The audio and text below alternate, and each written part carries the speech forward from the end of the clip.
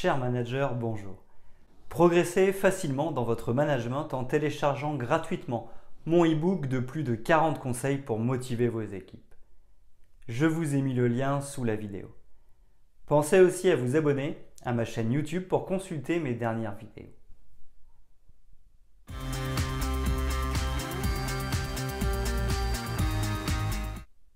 Savoir mobiliser son équipe à travers un discours de motivation fait partie des compétences incontournables du manager. Cette prise de parole peut être très utile lorsque les managers s'adressent à leurs équipes. En effet, certaines fois, le manager devra utiliser l'outil managérial qu'est le discours de motivation de l'équipe. Le discours de motivation d'équipe permet au manager de remettre un cadre, de clarifier à nouveau, de donner du sens, de féliciter, de reconnaître le travail qui a été fait, ou encore de mobiliser chaque membre de l'équipe sur un enjeu fort et assurer la motivation des collaborateurs. Il peut aussi servir à responsabiliser et à corriger ce qui ne va pas au sein de l'équipe pour réussir à atteindre les objectifs. Il permet donc au manager de remettre ses équipes sur les rails ou d'accélérer le rythme en s'adressant directement à ses équipes. Mais le discours de motivation d'équipe doit se travailler. En effet, avec un discours réussi, nos équipes auront une bonne source de motivation. A l'inverse, un discours raté pourrait mettre le doute dans la tête de nos équipes et pourra les démotiver. Improviser un discours peut s'avérer bien fonctionner pour motiver son équipe au quotidien. Pour autant, nous devons être vigilants et ne pas tomber dans l'excès de confiance ou dans une trop grande facilité. Certaines fois, utiliser l'énergie du moment et la situation pour faire de l'improvisation peut conduire à de très bons résultats en management d'équipe. Pour autant, le manager doit savoir travailler son discours. Je vous invite donc à toujours faire attention aux 5 points suivants lors de votre discours de motivation d'équipe.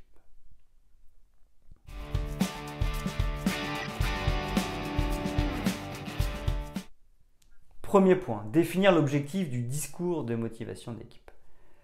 Pour réussir dans son rôle de manager, fixer des objectifs est incontournable. Pris par l'émotion ou la vitesse, nous pourrions faire un discours qui ne correspond pas à ce que nous souhaitons. Nous devrons donc prendre le temps de formaliser par écrit ou dans notre tête l'objectif que nous voulons atteindre à travers notre discours. Souhaitons-nous féliciter nos équipes ? Voulons-nous garder nos équipes motivées, les encourager, donner du sens, recadrer ou encore ajuster ou mobiliser leur énergie pour un projet spécifique? En fonction de notre objectif, nous pourrons alors élaborer un discours sur mesure et atteindre les résultats escomptés tout en assurant la motivation des équipes. Une fois l'objectif bien défini, il s'agira au minimum d'évoquer des faits concrets qui illustrent ce que nous voulons dire. Par exemple, si nous voulons donner de la reconnaissance à nos équipes, nous pourrons identifier des sources de motivation comme une situation où elles ont bien agi et l'utiliser pour donner aux équipes plus de motivation. D'exprimer notre ressenti, par exemple exprimer notre joie ou notre fierté si nous voulons donner de la reconnaissance, motiver et mobiliser ou exprimer notre colère ou notre incompréhension si nous voulons remettre sur les bons rails. De donner des explications ou du sens sur le pourquoi de notre discours, par exemple que ce que nos équipes ont bien fait est essentiel pour le développement de l'entreprise en rentrant dans les détails pour développer les motivations de chacun. De mettre en dynamique en les invitant à poursuivre ce qu'elles ont bien fait ou en corrigeant ce qui devrait être amélioré pour les aider à atteindre leurs objectifs. Il peut aussi permettre de gagner en productivité et en cohésion.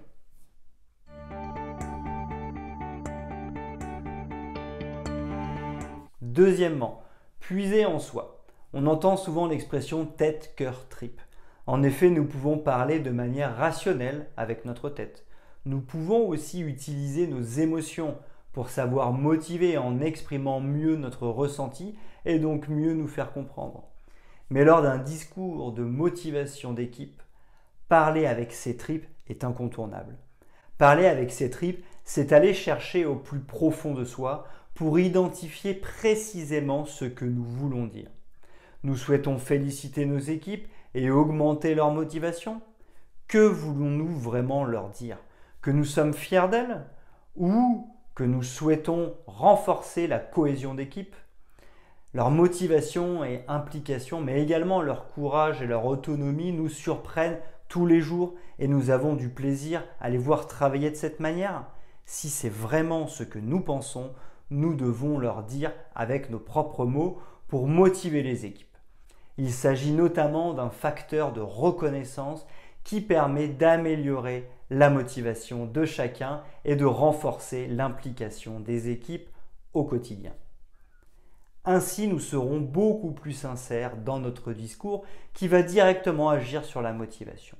Nous toucherons donc nos équipes dans leur tripes en exprimant des signes de reconnaissance. La motivation sera ainsi plus profonde de leur côté car elles vivront vraiment notre discours. En effet, plus nous croirons en ce que nous disons, plus nous serons convaincants. Nous serons plus alignés avec nous-mêmes et naturellement notre gestuelle et nos émotions seront présentes. Nous devons nous-mêmes avoir acheté ce que nous allons dire pour pouvoir être un bon vendeur. De plus, parce que nous aurons trouvé en nous les arguments et ce que nous voulons dire, nous adopterons la bonne posture managériale et mémoriserons plus facilement notre discours. Notre leadership sera d'autant plus grand.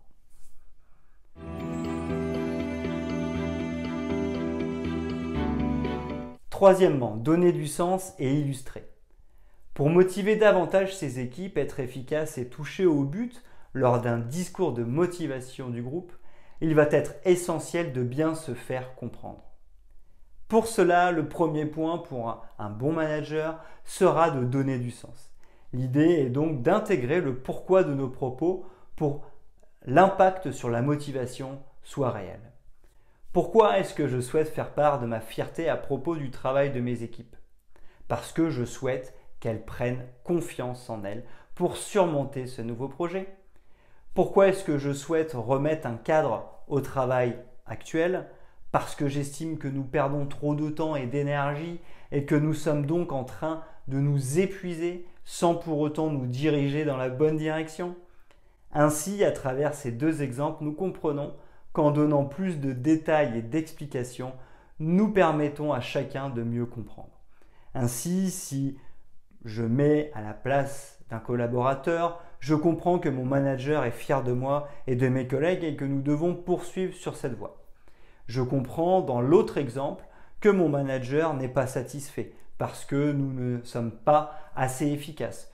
Je dois donc me recentrer sur les objectifs fixés, travailler mon organisation et réussir le travail d'équipe.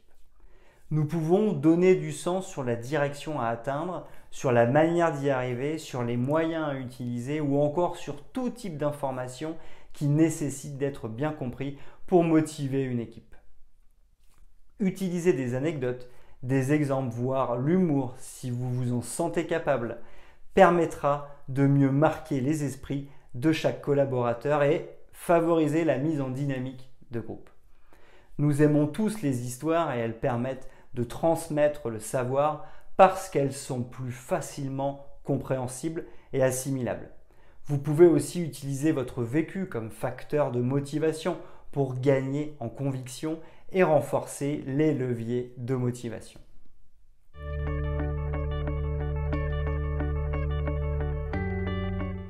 Quatrièmement, utilisez des tournures positives dans votre discours de motivation. Le cerveau ne comprend pas la négation. Nous devons donc faire très attention à la manière de formuler nos phrases. Prenons un exemple. Si je vous dis de ne pas penser à un chat, vous allez mécaniquement penser à un chat. Puis vous allez vous dire que vous devez ne pas y penser. Donc vous allez imaginer autre chose.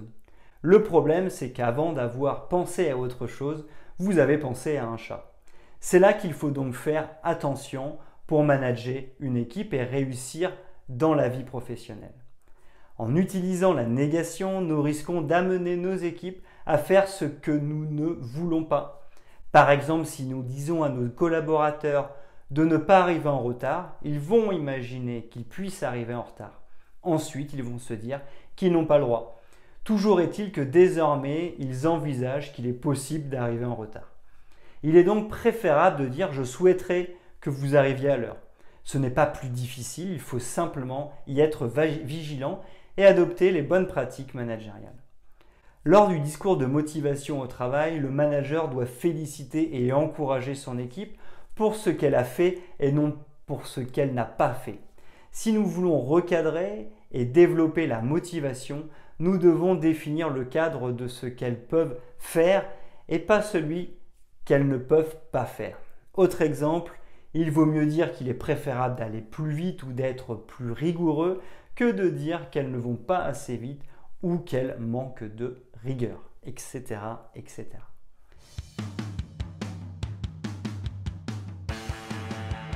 Cinquièmement, adopter la bonne posture. Lors d'une prise de parole en public, comme un discours de motivation d'équipe, le manager doit faire attention à sa posture. En effet, son corps parle pour lui et envoie directement un message.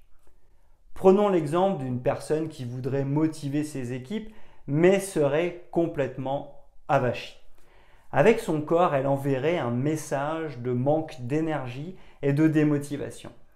Ainsi, peu importe la qualité du discours et les facteurs de motivation, il ne fonctionnerait que très peu. Je rappelle que le discours, à savoir ce que nous sommes en train de dire, ne compte que pour 7% de la communication. En d'autres termes, les personnes retiendront beaucoup plus notre posture et le ton de notre voix que le discours que nous sommes en train de prononcer. Ainsi, je vous recommande de bien faire attention à ces 3 points pour avoir une bonne attitude lors de votre discours de motivation d'équipe. L'ancrage au sol et du regard. Lorsque nous faisons notre discours, il est préférable de se mettre debout. Nos 2 pieds doivent être bien au sol. Nous sommes ancrés dans le sol, ce qui envoie un message de robustesse et de fondation solide. Si nous sommes assis, nous devons aussi bien poser nos pieds sur le sol et faire attention à nous tenir bien droit. Notre regard est bienveillant et droit. Nous devons regarder les autres de manière stable. La diction. Lorsque nous voulons passer un message important, nous devons détacher les syllabes. Ainsi, nous donnerons plus de poids à nos mots. Exemple, lorsque nous voulons passer un message important, nous devons détacher les syllabes si nous donnons plus de poids. Ici, je parle trop vite. Les personnes vont avoir des difficultés à comprendre. Lorsque nous voulons passer un message important, nous devons détacher les syllabes. Ainsi, nous donnerons plus de poids. Notre diction doit être claire. Le silence. Il permet de faire écho à ce que nous venons de dire. Nous laissons le temps aux autres pour réfléchir. Mais surtout, lorsque nous venons de dire quelque chose, en laissant un silence, nous montrons que nous assumons. Nous devons rester ancrés avec le regard stable et bienveillant. Ainsi, nous venons de voir 5 étapes pour mieux comprendre comment faire un discours de motivation d'équipe. Définir l'objectif du discours de motivation d'équipe, puiser en soi, donner du sens et illustrer, utiliser des tournures positives, adopter la bonne posture. Nous pouvons ainsi être plus convaincants et insuffler de l'énergie pour motiver les collaborateurs. Plus nous serons proches de nos équipes, plus la relation de confiance sera importante, plus elles adhéreront aux objectifs de l'équipe et auront envie de suivre nos paroles.